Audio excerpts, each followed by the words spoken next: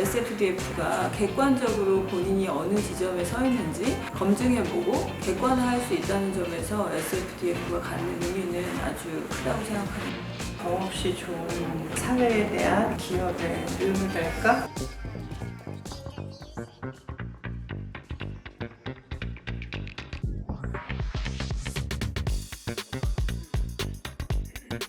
네, 지난번에 비해서 사이버도 될 것 같은 심사하다가 좀 더 친근하고 반가운 것 같은데요, 이번에. 네.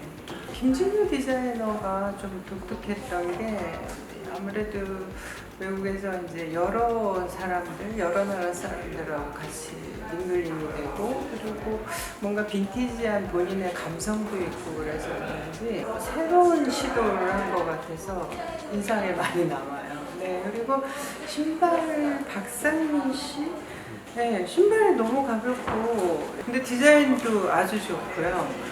네, 가격만 잘 맞으면 네, 좋지 않을까요? 일반인들한테 아주 어필할 수 있는 디자인인 것 같더라고요. 이미 사실 SFDF 1회 때부터 봤던 사람이어서 지금 하고 있는 이 사업이 저한테는 굉장히 크게 느껴지고 의미가 되게 커요, 저한테는. 그래서 모두들 이제 그렇게 생각하지 않나라고 했는데 알고 보면 사실 모르는 사람도 있을 거고요. 이게 이렇게 오래됐나 싶어 하는 사람도 있을 것 같아요. 근데 저는 그거를 쭉 지켜본 사람의 한 사람으로서 감히 말씀드리자면 너무 좋은 디자이너들을 많이 그동안 발굴을 했고 그리고 지금 요번에 나온 디자이너 중에서도 제가 2명, 3명 정도는 계속 어떻게 가고 있는지를 SFDF를 통해서 보고 있는 디자이너도 있어요. 그러니까 저한테는 SFDF의 심사도 심사지만 우리나라 디자이너들이 어떻게 프라우드하게 가고 있는지를 보고 있는 것 같아서 올 때마다 너무 기분이 좋아요. 지용 디자이너 같은 경우 썬브리치로 하는데 사실 쉽게 말하면 그 색바랜 거잖아요.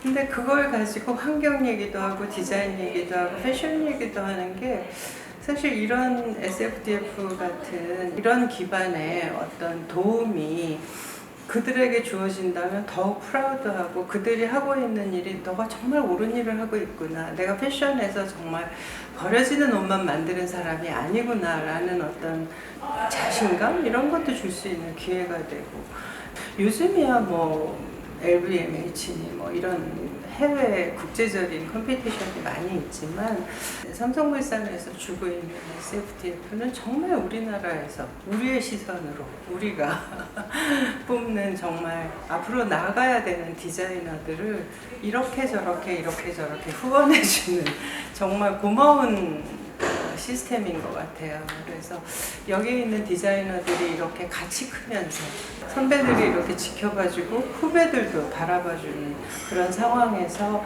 SFDF 파이널리스트에서 어떤 심사에서 또 우승자가 되고 또 어떤 혜택도 받고 하는 이런 게 계속 지속적으로 이렇게 남아서 이게 뭔가 자료가 되고 후원이 되면 이거는 더없이 좋은 사회에 대한 어떤 기업의 의무랄까? 아니면 어떤 그런 걸로 남을 수 있어서 저는 굉장히 후원합니다.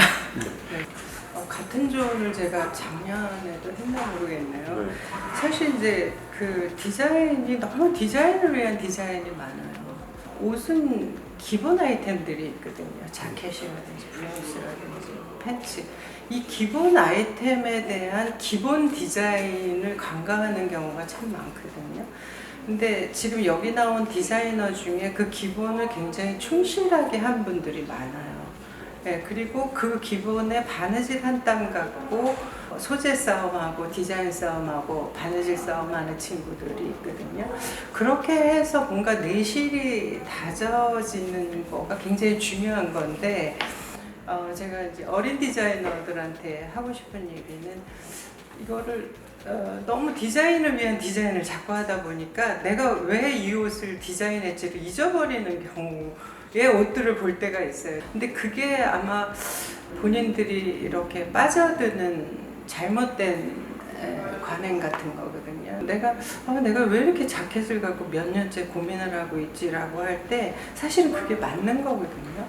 그게 사실은 그렇게 기본을 좀 해볼 줄 알고 기본에 대한 디자인에 대한 고민을 해보고 이게 굉장히 디자이너들한테는 중요한 어떤 산이라 그래야 되나?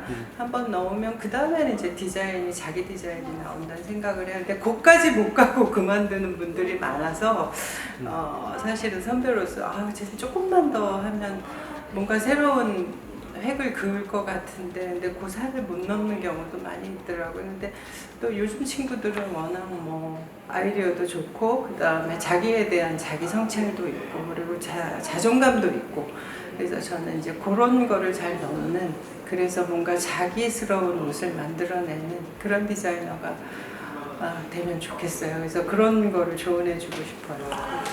애슐린처럼 작년에 그 수상했는데도 올해 또 도전하는 분들도 계시고 또 작년 파이널리스트에서 또 신청하신 분들도 계시고 하는데 좋은 디자이너들이 계속 SFDF에서 수상을 하고자 하는 그런 마음을 충분히 이해하기 때문에 그 도전을 응원하는 편이고요.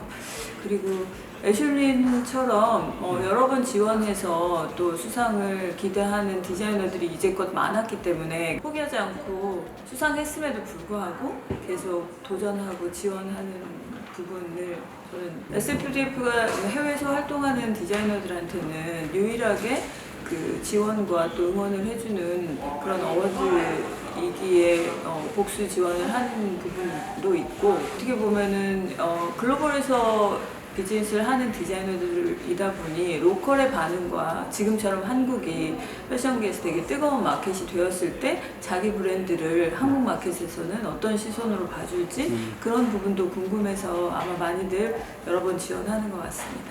올해는 처음으로 그 슈즈 브랜드가 또 파이널리스트에 올라와서 되게 반가운데 사실 이제 글로벌의 많은 브랜드들이 단순히 레디투웨어 말고도 핸드백이나 슈즈를 메인 리테일 아이템으로 굉장히 이제 부각시키고 그걸로 엄청난 매출을 이제 벌어들이고 하는 거에 비해서 우리나라 브랜드들이 액세서리나 슈즈 브랜드들이 다소 약한 편이기 때문에 그래서 새롭게 등장한 슈즈 브랜드 같은 그런 액세서리 브랜드들이 이렇게 용기 있게 지원하는 모습이 이번에 되게 좋았던 것 같습니다. 어떻게 보면 패션 브랜드나 디자이너들한테는 자기 검증이 매출밖에는 없을 것 같아요. 왜냐면 매출이 높아지면 잘 하고 있는 것 같다라고 생각할 수 있고 매출이 낮으면 잘하고 있음에도 불구하고 내가 부족한 거 아닌가 잘못하고 있는 거 아닌가 이렇게 생각할 수 있는데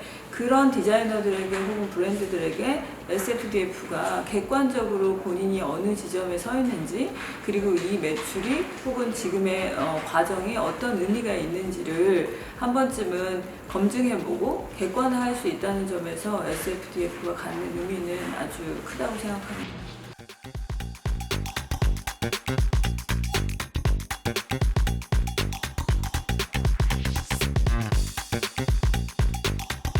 Thank you.